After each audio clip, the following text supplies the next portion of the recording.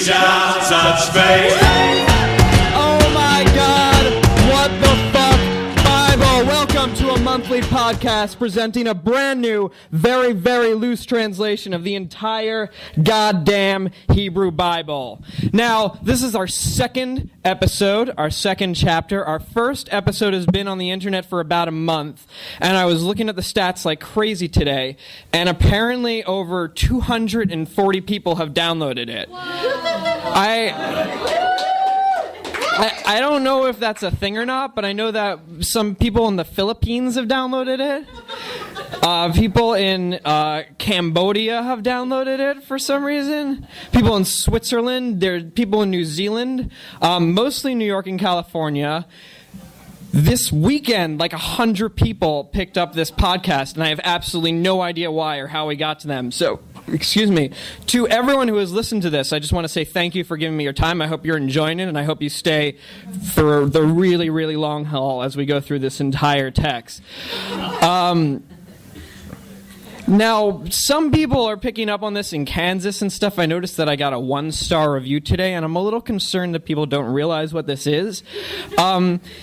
If the fact that the word fuck and the word Bible are in our title even mildly offends you, this is not the show for you. Turn it off right now. Turn on Fox News or something, because you need to listen to something else. Now, we're going to get right into it. First, I want to make there's a little note about how the chapters work. If you're following along in your King James edition of the Bible or even in the Hebrew Bible, the chapters that I'm making have nothing to do with those chapters, because those chapters are completely arbitrary. So this is chapter 2. The only things that went into my decision to make chapter 2 the length that it is basically what I think would make for a good podcast. And that's about it. And if you look at the actual text, there aren't actually any chapters in it. There are a bunch of paragraphs in the Hebrew, and there are different kinds of paragraphs breaks. But the chapters were added onto it much, much later. And the English chapters, I think, match up with that in most cases. Totally arbitrary, totally have nothing to do with it, so forget anything you know about Bible chapters. Let's get right into the show. Are you guys ready? So we're going to bring our guest up here. This guy, he told me he's an idiot savant and a self-proclaimed autodidact. Please welcome to the stage, Jacob Hartz. Now, if you're new to the show, Jacob here is going to read my translated version of the Bible while I try to annoy him with comments as he goes through it. Jacob, welcome to the show. Say hi. How you doing? Are you excited to be here? Yeah, I'm more excited to be here than anything I've done all day. That's awesome. Tell us a little bit about yourself, Jacob. What do you do? Well, I'm unemployed and untrained and unlicensed, and but I watch a lot of TV, so that's good. That's good. And you've done a little study of this text in the past, right? Yeah, I went to a yeshiva in Israel, where I studied text, and I felt the same way, and I felt the same way so much that I went to Yeshiva University. And you were just running away from it. Exactly, and so that's kind of my background, and here I am, not in Yeshiva University anymore. Was what I said about chapters even remotely accurate? Yeah, it was actually. Pretty much everything that we know about the Bible right now is arbitrary. The vowels, the chapters, the everything. It was all added on later. So that's a good basis. I mean, for our laws, even right? the entire Bible itself, which is we think of it in these 5 books, but that's not how it originally was written. It was a bunch of different oral traditions and collections of stories that eventually got written down and smashed all together, and so it's like a cholent of text.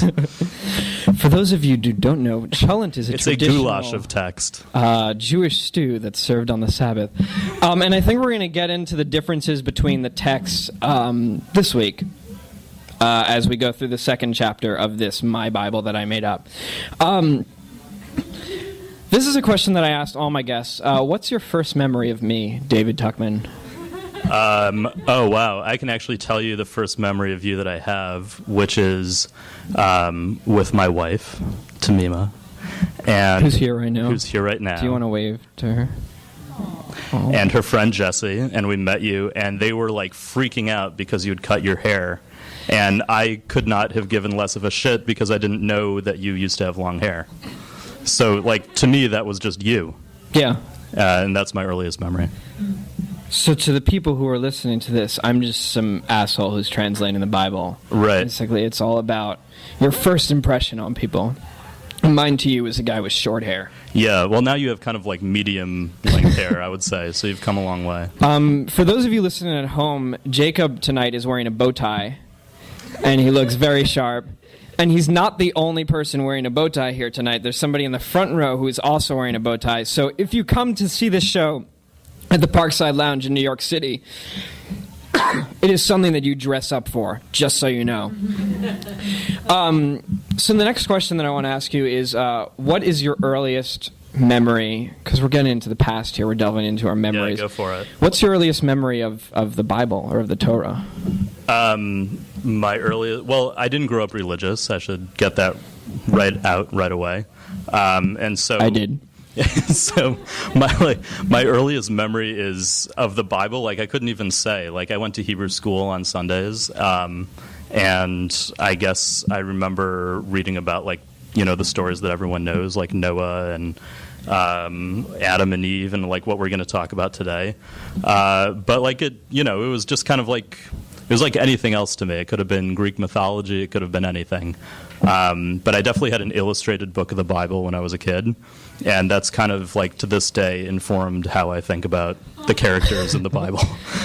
So what's your image of God in your head? Well, originally, I didn't really have one, but now I have one that's informed by Family Guy. Okay.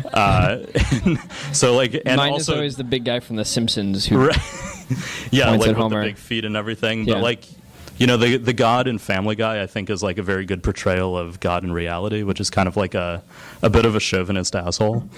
And, you know, like he's kind of like into his thing and tries to pick up girls in bars. And so, like, I think today that's more how I think of him. Cool. And I have one more question before we get into the text, which is what everyone's here to listen to, I think. What's your favorite, if you could pick? Because I know you have so many, but what's your favorite part of the Bible?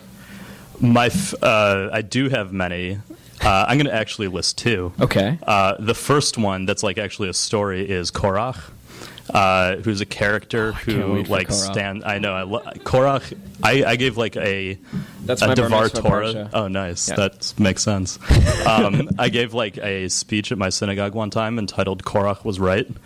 And for anyone who knows who Korach is a guy who like stood up to Moses and was kind of like, you know, like, what's going on with all these laws? Like, you're just making this stuff up. And I identify with that a lot.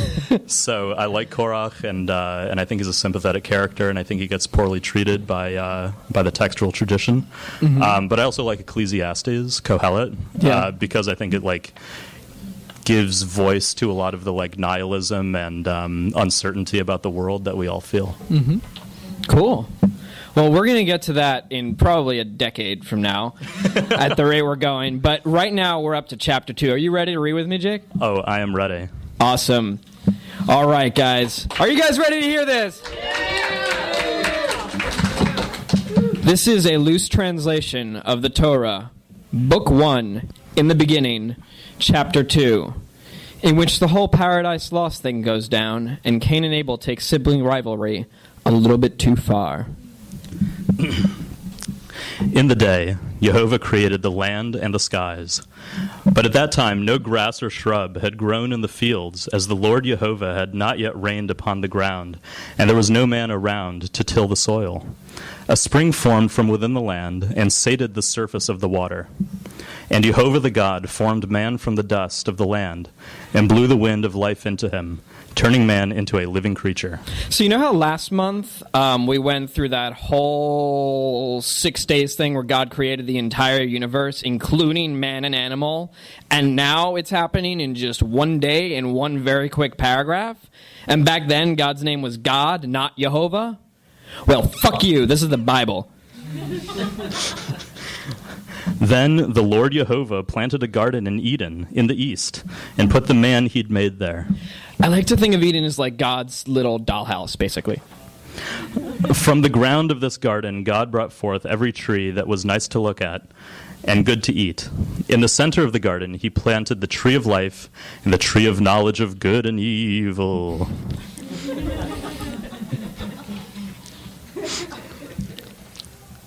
Oh, there is a river delta.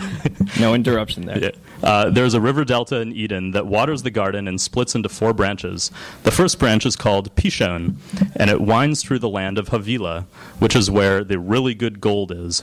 I'm telling you, the gold there is pretty great. They've got bdellium and stone of Shohan there. So when I got to this point, I started researching and went into a lot of commentary and a lot of translation to try to figure out what in the world bdellium and stone of Shoham are. And the general agreement is that nobody has a fucking clue.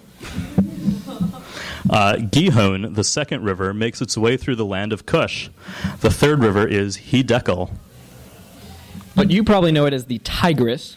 It flows east of Ashur. Finally, there's the Euphrates. So it's between the Tigris and the Euphrates, which basically means that Eden is somewhere in northern Iraq, which would explain why everyone's so crazy to conquer that place. As I was saying, before I got so sidetracked with all this river nonsense, Jehovah the God set up the man in the Garden of Eden as a kind of caretaker, charged with tilling and pruning and whatnot. Eat from every fruit in this garden, said the Lord Jehovah. I want to go back to this whole Jehovah versus God thing. So throughout the Torah, there seem to be 2 God characters. There's one named Jehovah and the other name is Elohim. For totally arbitrary reasons, I haven't included Elohim in this translation. So I've just left Jehovah in there. So some people who try to make this text consistent say that these are just 2 names for the same God.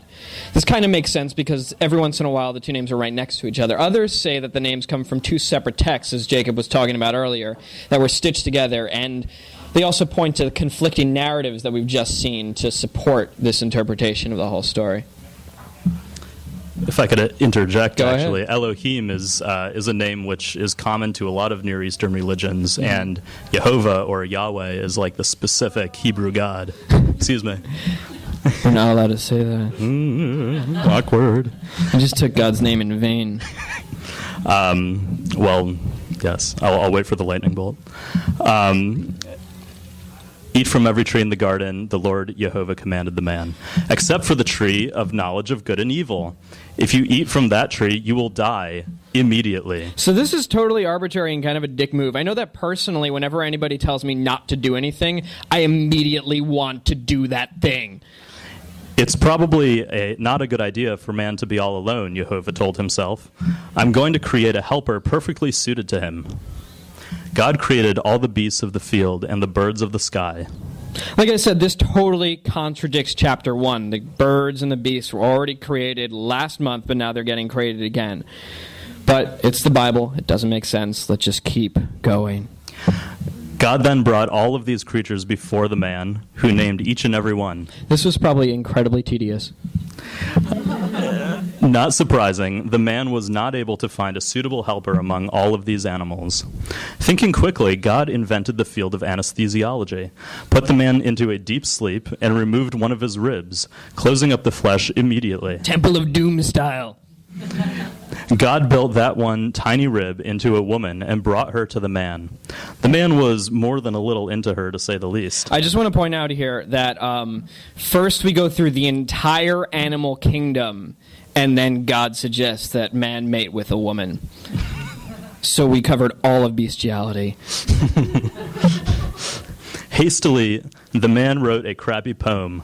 This is the one. Bone from my bones, body from my body. I will call this creature woman, because she has been taken from within man. It is for this reason that a man leaves his parents and sticks to his woman like glue. They shall be like one body. So usually instead of sticks to his woman, you'll see sticks to his wife here. But in Hebrew the words women or woman and wife are identical. Beyond the possessive his here, there's no reason to assume that this word, which the man just invented, has anything to do with marriage. Unless these kids went down to Eden City Hall and got married between verses, they're not married to each other. I'm sure that you can infer all sorts of political and cultural implications of everyone else's use of the word wife here. For now, until I see an actual wedding or word with an unequivocal translation, I'm going to keep using the word woman.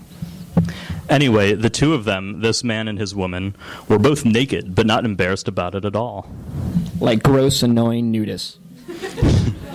Now, the snake was the most naked of all the animals in the field. For some reason, the word naked is the same word as the word for sly. So I'm going to translate it as naked just because I like the phrase naked like a fox. He slithered over to the woman and told her, "Didn't the Lord Jehovah tell you not to eat from any of the trees in the garden?" "We may eat," the woman said, "from the fruit of all the trees of the garden. However, God commanded us not to eat or touch the fruit of the tree in the center of the garden, or we will die for sure."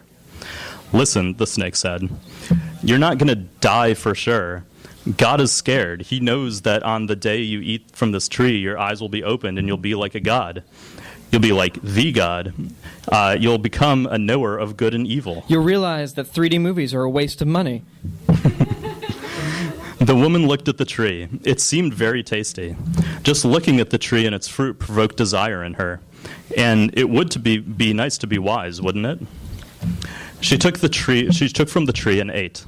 She gave the fruit to her man who was with her, and he ate too. Their eyes were opened. Metaphorically. Suddenly, the couple realized that they were naked. They took 2 fig leaves and turned them into aprons. At the time of the day when the wind blew... You know, wind time, about a quarter of an hour after cloud o'clock. They heard the voice of God moving about the garden, so they hid among the trees. So this can be translated as the voice of God or the sound of God. So either God talks to himself as he wanders around the Garden of Eden, or he's just a really, really noisy dude.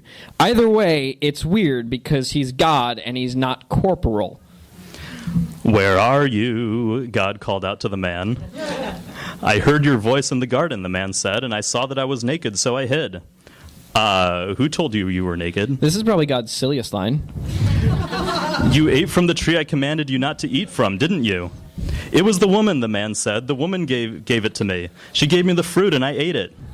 "What have you done?" God asked the woman. "It was the snake. It tricked me and I ate." Apparently, even from the start, people were really bad at taking credit for their own mistakes.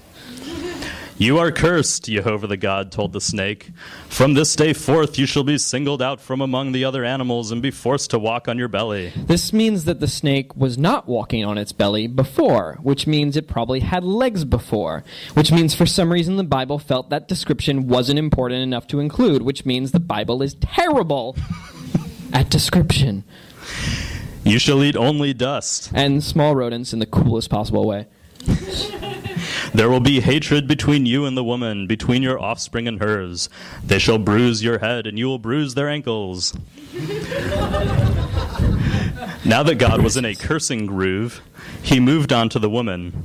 "You shall suffer great pain during childbirth," he told her. "Your only passion shall be for your man, and you shall forever serve him." Ladies? Finally, the man got his turn. "You listen to the voice of your woman," God told him. Clearly, the moral of this story is don't listen to women. "And ate from the tree from which I specifically told you not to eat. The ground is cursed because of you. You shall eat from it only through your hard work all the days of your life. If you sprout thorns and bristles, and you will be forced to eat all the grasses of the field. Bread shall be made only from the sweat of your brow until you return to the ground from which I took you. You are nothing but dust, and to dust you shall return." The man called his wife Chava because she was the mother of all that is living. So Chai means life in Hebrew, which leads him to the name Chava. I don't know how Chava transmogrified itself into Eve. I imagine it is something to do with this text being translated into English by way of Greek and Latin, and I don't really feel like researching it. Well, you guessed correctly. Okay, cool. I'm good at this. God dressed the man and his woman in coats of skin. Now that man has eaten of the tree, Jehovah the God said, and has become as one of us, knowing good and evil, what if he were to eat from the tree of life and live forever? So back when I believed in this stuff, this part drove me absolutely crazy because it means that we were one serving of fruit away from immortality. And this fucking guy had to fuck it up for everyone for the rest of the world. Also, there's no indication of who God is asking this question of. So there's that. The Lord Jehovah banished the man from the Garden of Eden to work the land from which he had been taken. He placed cherubs and a constantly revolving fiery sword. You hear that? Cherubs with a constantly revolving fiery sword. So if you ever use the word cherubic to describe something cute, you are wrong. At the east of Eden to guard the tree of life from all who would attempt to seek it. Which means it's still in Iraq somewhere. We could totally take it. It's just a cherub and a revolving sword. I mean, we have drones. The man knew his woman Chava and impregnated her. Okay, so this phrase, knew. Your weird uncle probably once told you that whenever it says a man knew a woman in the Bible, it means they had sex. This word's going to come up a lot. And it's going to be pretty boring if I translate it as new every single time. So this is the last time I'll do that. In fact, I'm going to use a different word or phrase every single time this comes up. Just notice for everyone. She gave birth and said, I have bought a son from God. So she named him Cain. Bought is translated into Hebrew as kaniti. I bought is kaniti. Then she birthed his brother Hevel. There's no explaining that name. The boys grew up and went to work. Hevel became a shepherd, and Cain tilled the soil. After many days, Cain and Hevel brought offerings to God. Cain brought the fruits he had grown from the ground. Fruits grown from the ground, otherwise known as vegetables. Hevel too brought an offering from the firstborn of his sheep and of their fat. God accepted Hevel's offering, however, he did not accept Cain's. Cain did not take this very well. He grew very angry and his face fell. Why are you so angry? Jehovah asked, and why has your face fallen? If you do better, you will be accepted. If you do not, sin lies in the doorway, tempting you. Like at an Amsterdam brothel. Yet you can be its master. Cain said to his brother Hevel. So there's no quote or anything here. This is just a random sentence that's just there for no reason. As they were in the field, Cain rose up against his brother Hevel and killed him. Where's your brother Hevel? Jehovah asked Cain. As I read this, or as I translated this, I've been gaining a lot of sympathy for God in this whole situation. So put yourself in his position. You create a world, everything seems great, and then you make people. You think, oh wow, these guys are awesome. They can talk and think and everything. They're just like me. So you put them in a garden, and you give them one rule. One fucking rule. And they break it. Then, years later, they have kids. Their kids start burning stuff and calling them offerings to you, which is weird, but hey, a gift's a gift. You tell one of them his offering could have been a little bit better, and he goes nuts and kills his brother. At this point, you're just like, what the fuck, Cain? What did you do to Hevel? I actually have no idea what you did to him, because nobody has ever died before. I haven't even invented the afterlife yet. What? I didn't know I had to protect my brother, Cain said. The fuck have you done? Jehovah said. I can hear the shrieking of your brother's blood coming from the ground. Curse time. You are cursed, God said, more than the ground, as it opened its mouth to accept the blood of your brother from upon your hands. No matter how much you work the earth, it shall never yield to you of its strength. You will become a shiftless traveler, forced to wander from place to place. Like the Hulk, except more of a dick. Great is the burden I carry, exclaimed Cain. I must be banished this day from the earth and from your presence, doomed to move constantly, never finding a place to settle. All who find me should kill me. So Cain left the presence of God to settle in the land of Nod, east of Eden. East of Eden, like the book. Get it? Cain boned his woman, and she conceived and birthed Hanoch. Oh yeah, Cain had a woman who came from somewhere. Sorry I didn't tell you, because it's not in the book, and she's apparently not important enough to have a name. Expect that to be a theme among women in this thing. Then Cain built a city and named the city Chanuch. Okay, this is totally ridiculous. I'm sorry, but we only have 6 living characters so far, and one of them is a snake that used to have legs. And now it's telling me that one of these characters just built a city? Now, I know I'm just a foolish 21st century man, but I'm pretty sure you need more than 5 human beings to found a city, unless this is like the plywood town from the end of Blazing Saddles. If anything, this development and the mysterious woman that Cain impregnated seems to suggest there are a whole lot more people in this world than the Bible is letting on, which means it's left out large chunks of this whole creation of the entire world and the people thing it claims to be the only valid source from. Just saying. Chanuch birthed Erer, who birthed Mehuyael, who birthed Metushael, who birthed Lamech. Note that there are no women in this equation, which is either super gross or super sexist.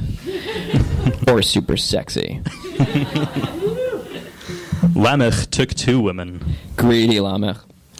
The name of the first was Ahda, and the name of the second was Tsila. I think Sila is a really pretty name, so I'm going to put it in my name journal. Ahda Serious. birthed Yaval, father of all whom dwell in tents or amongst cattle. His brother was named Yuval, father of all who play the lyre or pipe. By the way, the flood that's going to kill everyone in the world is coming next chapter, so this whole, like, father of all who do this or that thing is total bunk. Sela, too, had some kids. She birthed Tuval-Cain. Sela, I love your name, but you're not very good at picking creative names.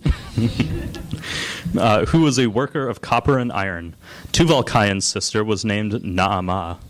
One day, Lamech gathered his women. Ahda, Sela, Lamech said, "Hear my voice, women of Lamech. Turn your ears to what I have to say.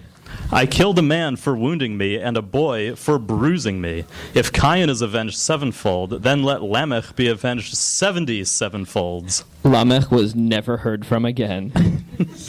Also, this is where the name of the band Avenged Sevenfold comes from, so thanks a lot for that, Lamech. Anyway, the man fucked his woman again and knocked her up. You remember the man, right? He was called Shet because God shot another son down to me to replace Hevel, who was killed by Cain. Shet also had a son who was named Enosh. It was at this time that men began to call God by the name Jehovah. Yeah. These are the chronicles of man. One day, God created man. He made man into his own image. Man was created as male and female, and God blessed them and called them Adam on that day. So what follows in the Bible is a long, repetitive passage listing the ages and birthdays of a bunch of dudes in the same exact formula over and over again. Instead of repeating myself, I'm going to turn it into a chart. Adam. Years until son's birth. 130. Adam's son's name. Shet. Years after his son's birth that he lived. 800. Did he have sons and daughters? Yup. Total years. 930. Then what happened? He died. Next guy. Shet. Years until son's birth. 105. Son's name. Enosh. Years after son's birth. 807. Did he have sons and daughters? Yup. Total years. 910. Then what happened? He died. Name. Enosh. Years until his son was born. 90. What was his son's name? Canaan. How many years after that did he live? 815. Did Enosh have sons and daughters? Yup. How many years did Enosh live? 905. Then what happened after he lived? Died. Oh. What about the next guy? Canaan. How many years until his son's birth? 70. These guys are all really old when their sons are born.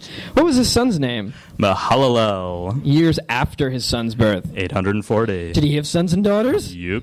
How many years did he live? 910. Then what happened? He died. Next.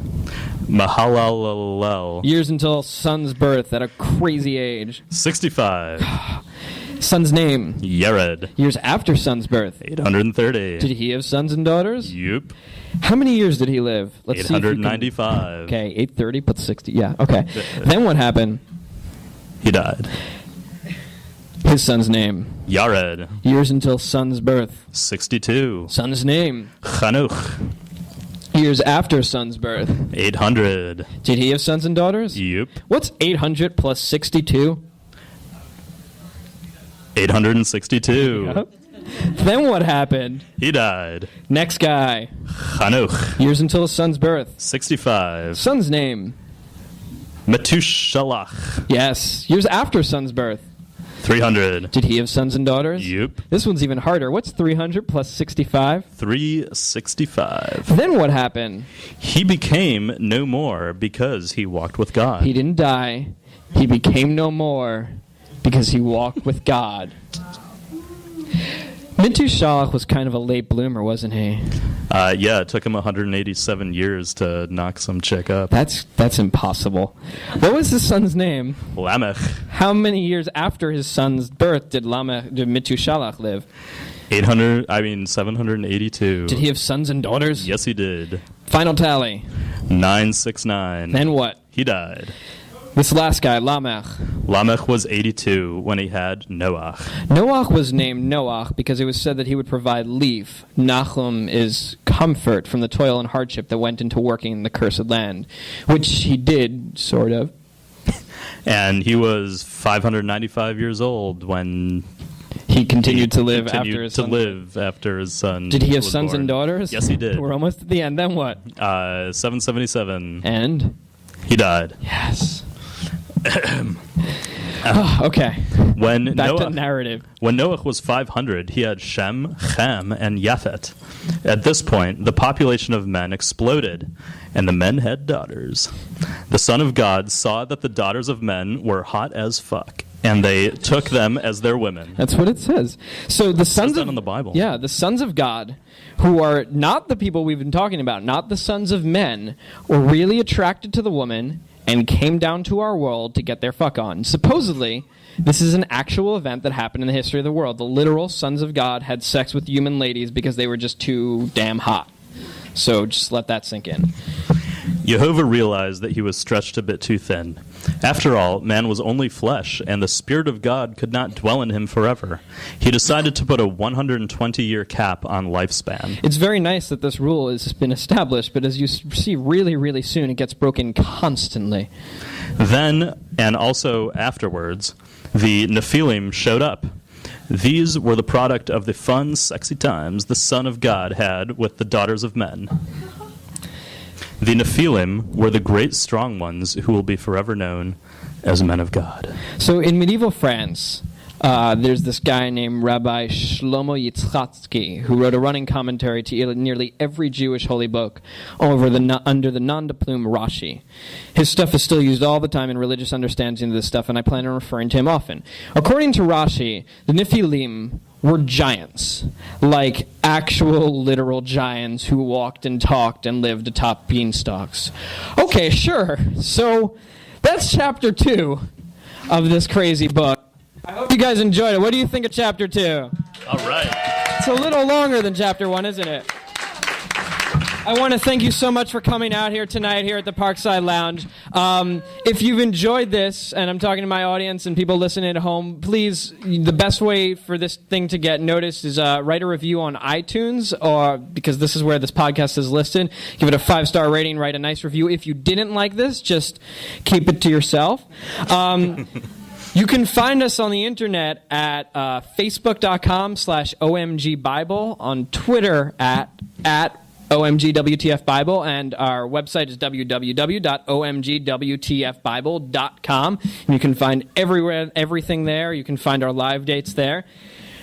Please subscribe to us on iTunes. Jake, is there anything that you like people to know about coming up in the world? Yeah, if you live in New York and you're free on the night of December 15th, then come to the Stanton Street Shul at 180 Stanton Street on the Lower East Side for a awesome Hanukkah party featuring music by TB and the D's. Oh, I love TB and the D's. Yeah. Awesome. So thank you so much. That's it. Please make sure, hold on.